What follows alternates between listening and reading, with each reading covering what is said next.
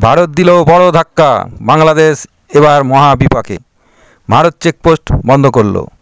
গেদে সীমান্ত বা সমস্ত সীমান্ত দিয়েই বাংলাদেশের জন্য নুন, তেল, ঝাল, মশলা সব রকম খাবার পরিবহন হতো। রেলের সীমান্তও বন্ধ করলো। ভারতের ট্রেনের বগি ফেরত নিয়ে আসছে এই মুহূর্তে। ট্রাকগুলিও বাংলাদেশ থেকে ফেরত নিয়ে আসছে ভারত। ভারতের মধ্যে বাংলাদেশি ট্রাক ফেরত যাচ্ছে, কোনো মালপত্র নেওয়া যাবে না। এর ফলে বাংলাদেশের কোমর ভেঙে যাওয়ার মতো অবস্থা হবে। স্বাস্থ্য পরিষেবা যদি বন্ধ করে দেয়, বাংলাদেশের সাধারণ মানুষ খুবই বিপাকে পড়বে। বাংলাদেশ থেকে এই মুহূর্তে জলপথে শুধুমাত্র মাছ ও তেলের আমদানি রপ্তানি ছাড়।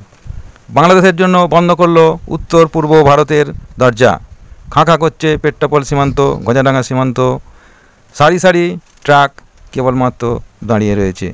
কোচবিহারের চ্যাংরাবান্ধা চেকপোস্টও বন্ধ করলো। হিলি বন্দর বন্ধ। বাংলাদেশের কোমর ভাঙছে ভারত। বাংলাদেশি কয়েকজনকে আটক করেছে এই মুহূর্তে। খোঁজ নিয়ে জানা যাচ্ছে তাদের বাড়ি বাংলাদেশের ঝিনাইদহে। এই সব কারণের জন্যে ইউনিশ সরকারকেই দায়ী করছে সকলে।